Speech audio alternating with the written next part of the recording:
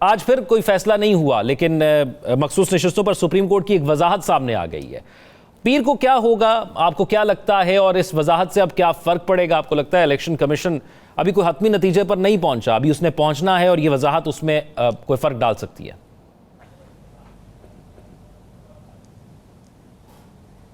सबसे पहले तो ज़ौक़ ये देखते हैं कि पीटीआई और ईसीपी की दरख्वास्तों पर ये वजाहत आई है और ये दूसरी दफ़ा वजाहत आई है। पता नहीं क्यों सुप्रीम कोर्ट ने जब पहली वजाहत दी वो भी टाइमिंग अजीबोगरीब से थे, ये भी टाइमिंग बड़े अजीबोगरीब से हैं।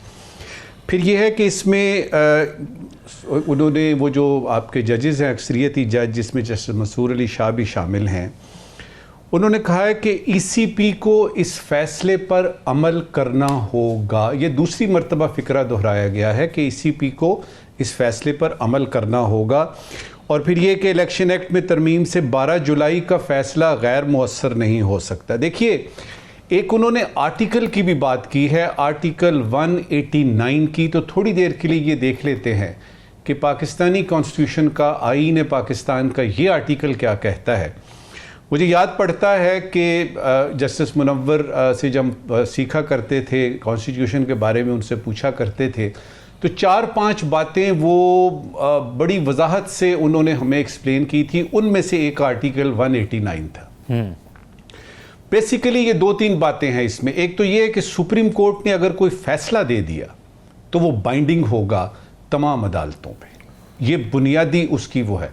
और वो प्रोफेसर, वो हमारे जो थे जस्टिस मुनव्वर, वो कहा करते थे कि अगर ये आर्किटेक्चर है ना आपके कॉन्स्टिट्यूशन का कोई, तो ये उसकी लिंच पिन है, यानी ये बुनियाद में मौजूद है ये वाला आर्टिकल 189, जिसका कि इस वजाहती नोट में दोबारा से जिक्र हुआ है कि आपको क्यों नहीं यकीन आ रहा, आपको क्यों नहीं पता कि अगर आप सुप्रीम कोर्ट के किसी फैसले के खिलाफ अमल करते हैं या उसके दाएं बाएं होने की कोशिश करते हैं तो आप आईने पाकिस्तान से इनहिराफ करते हैं।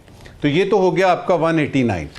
देखिए, दो इस वक्त पॉसिबिलिटीज हैं ईसीपी के लिए। एक तो वो है जो कि उसने रवैया रखा हुआ है कि किसी की नहीं माननी, चाहे वो सदर पाकिस्तान हो आरिफ अलवी साहब जो हमारे फॉर्मर यानी सदर थे, या इलेक्शन की डेट रखनी हो, या 90 दिन का फैसला हो कि इलेक्शन कराने हैं। उस वक्त से लेके अब तक यही है कि हम नहीं मानते। इनके पीछे कौन है? वो मैंने जिस तरह पहले कहा था ना कि it is not the gun, it is the man behind the gun.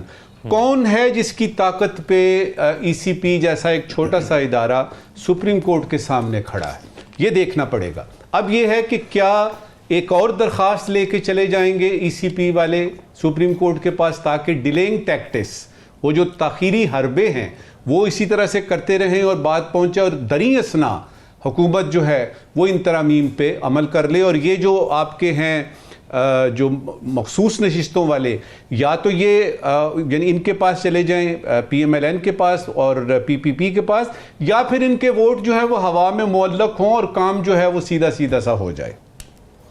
दूसरी तरफ हुकूमत जो है वो बज़ाहिर तो यही लगता है कि उनकी पूरी ज़िंदगी का, उनकी हयात का जो बुनियादी मकसद है वो ये है कि ये हमने यानी आईनी तरामीम करवानी है, जो मर्जी हो जाए। अच्छा नजमुल साहब, एक बुनियादी चीज़ मैं आपसे यहाँ पे ये जानना चाहूँगा, उस ये कि अगर आपने जैसे कहा कि पहले इतने फैसले नहीं मानेंगे, तो अगर ये भी नहीं मानते तो फिर क्या हो जाएगा? क्योंकि एक प्रेसिडेंट तो सेट हो गया है, और दूसरा क्या ये भी सोच हो सकती है कि आगे 25 तारीख आ रही है, अगर ये फैसला हुकूमत के हक में आ जाता है तो हुकूमत के पास आसानी हो जाएगी कोई आईनी तरमीम करने की, तो 25 के बाद तो मामला फिर हक में ही हो जाएगा।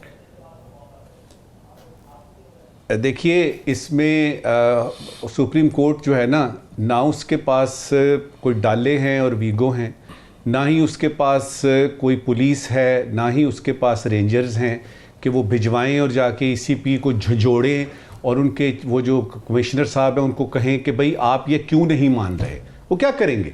वो एक यानी ज़्यादा से ज़्यादा कंटेम्प्ट लगा देंगे, कोई एक और चीज़ इशू कर देंगे, और फिर उसके बाद उनको पता है कि उसके बाद उनकी हद ख़त्म हो जाती है।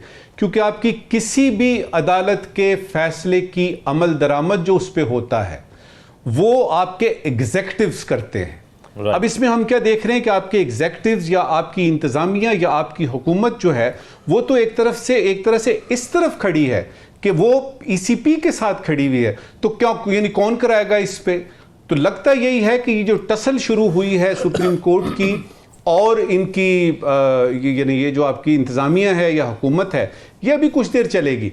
आपके सवाल का जो दूसरा पार्ट था उसमें से यानी उस सिलसिले में मैं ये कहूँगा कि देखना चाहिए कि हम किस जमहूरियत की बात कर रहे हैं। देखना चाहिए कि अगर इदारों को इस तरह से दरखौरे इतना न समझा गया या रद्द कर दिया गया या उनकी साख और सालमियत या उनकी हैसियत जो है उसको चैलेंज किया गया, तो ये किस तरीके से चलेगी? ज़ोर ज़बरदस्ती से आप ये तरमीम करवा लेंगे, लेकिन ये क्या जमहूरियत है भी कि नहीं, ये भी बड़े देखने की ज़रूरत है। और सुप्रीम कोर्ट का ये जो आपने आखिरी बताया कि 25 तारीख का और ये वो, उस सिलसिले में ये कहूँगा और फिर से अपनी एक तवक्को का इजहार करूँगा। देखिए, हमारे मुअज़्ज़ज़ और बहुत ज़्यादा मोहतरम चीफ जस्टिस साहब काजी फ़ायज़ ईसा साहब रिटायर हो रहे हैं। ये मौका है कि वो सुप्रीम कोर्ट की साख को, अपने साथियों को एक नारा मस्ताना लगाएं और कहें कि ये जो इन अक्सरियती जजों ने वजाहती नोट किया है, मेरी भी राय इसमें शामिल है। क्योंकि एक होता है आपका ओपिनियन जो है ना वो होना कि आप मेरा ओपिनियन डिफर कर रहा है, भाई ये तो अक्सरियती फैसला है, ये तो अक्सरियती फैसला, इसको मानना ही पड़ेगा। अब उसके अंदर जो सुकम है, सुकम ये है कि सुप्रीम कोर्ट ने दूसरी मर्तबा वजाहती नोट पेश किया जिसकी के पहली मर्तबा भी जरूरत नहीं थी, दूसरी मर्तबा किया। तो क्या अब ईसीपी करेगा कि नहीं? मेरा तज्जिया ये कहता है कि ये रवायत जो उन्होंने शुरू की है, तारीख अपने आप को दोहराएगी, एक और जो है दरख्वास्त आ जाएगी और सुप्रीम कोर्ट में इसी तरह से हो सकता है किसी तीसरे वजाहती नोट का मौका आए, जो कि मेरा नहीं ख्याल आएगा, क्योंकि ये तरामीम तो बस यूं समझिए कि दरवाजे के पास खड़ी है। ये एक अहम मामला जो राव खालिद साहब ने कहा कि अगर फ़र्ज़ करें जो ऊपर वाले 3 जजेस हैं सीनियर, उनमें से अगर फैसला किया जाता है और अगर तीसरे जज को जो सीनियरिटी में है वो लगा दिया जाता है, तो किसी और इदारे के अंदर अगर किसी को सुपरसीड किया जाता है तो जो सीनियर्स होते हैं वो रिटायर हो जाते हैं। यहाँ पे भी क्या हम ऐसा ही कुछ देखेंगे अगर ऐसा होता है? तो पहले तो मेरा ये ख्याल है कि ऐसा शायद मुमकिन नहीं है। दूसरा, मैं आपको बताऊंगा कि तारीख गवाह है, इसको हम कहते हैं बेस्ट ऑफ द बेस्ट। ये पॉलिसी जिसने भी बनाई और सीनियरिटी को एक तरफ किया, वो इदारा जिस किसी इदारे ने भी बेस्ट ऑफ द बेस्ट किया है वो थोड़ी देर बाद पछताया है, और मैं थोड़ी देर बाद देखूंगा पछताते हुए पूरी पार्लियामेंट को। और फिर उसके बाद अगर आप इस तरीके से कर रहे हैं कि नहीं जी सीनियरिटी को एक तरफ रखते हैं, 3 का पैनल होगा, देखिए 2 चीज़ें इन्होंने लेनी है इन तरामीम में से, बाकी सारी खखेड़ है, बाकी सारा यूं समझिए कि ब्रैकेट के बाहर रखें, इक्वेशन के बाहर रखें। वो 2 चीज़ें कौन सी हैं? नंबर 1 है या तो फेडरल कॉन्स्टिट्यूशनल कोर्ट बनानी है ताकि सुप्रीम कोर्ट से जान छूटे, अगर वो नहीं बन रही तो बेंच बना देते हैं ताकि सुप्रीम कोर्ट से जान छूटे। ये तो हो गई पहली।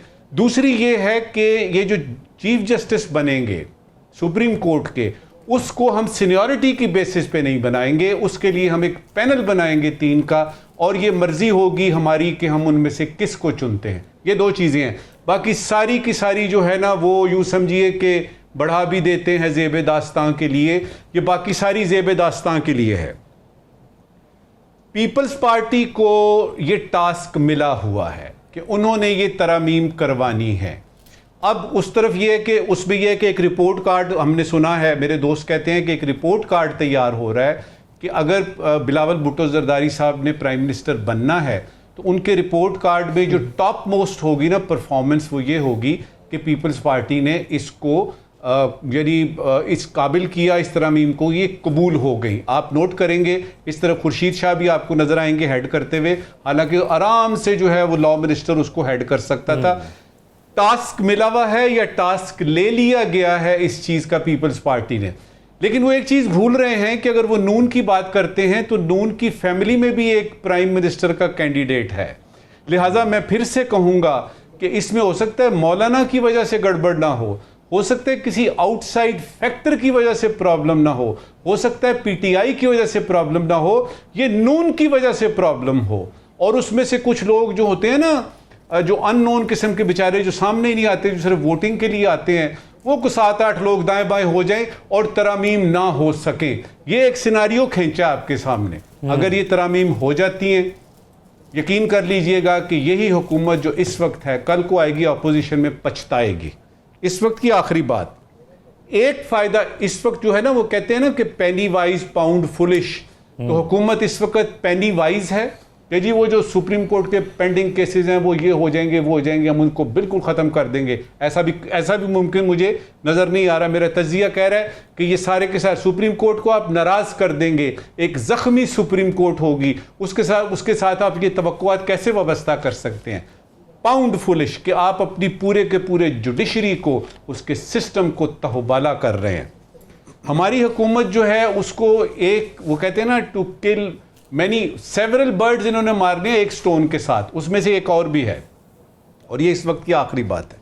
देखिए, उन्होंने ये अपनी वो जो लेजिटिमेसी है ना वो साबित करनी है, और उसका एक तरीका ये है कि वो ये आराम से कहेंगे इस तरमीम के बाद, देखिए 2/3 अक्सरियत हमारे साथ है। 2/3 अक्सरियत का मतलब क्या है कि हम जो हैं वो लेजिटिमेट गवर्नमेंट हैं और हमारी अक्सरियत है।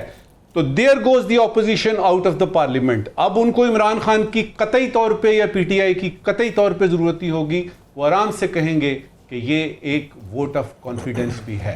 ये सारा कुछ किधर जा रहा है थोड़े दिनों में होगा, लेकिन जो नजर आ रहा है वो ये है कि जमहूरियत के लिए और ख़ास तौर पे अदलिया के लिए ये दिन कोई अच्छे नहीं है।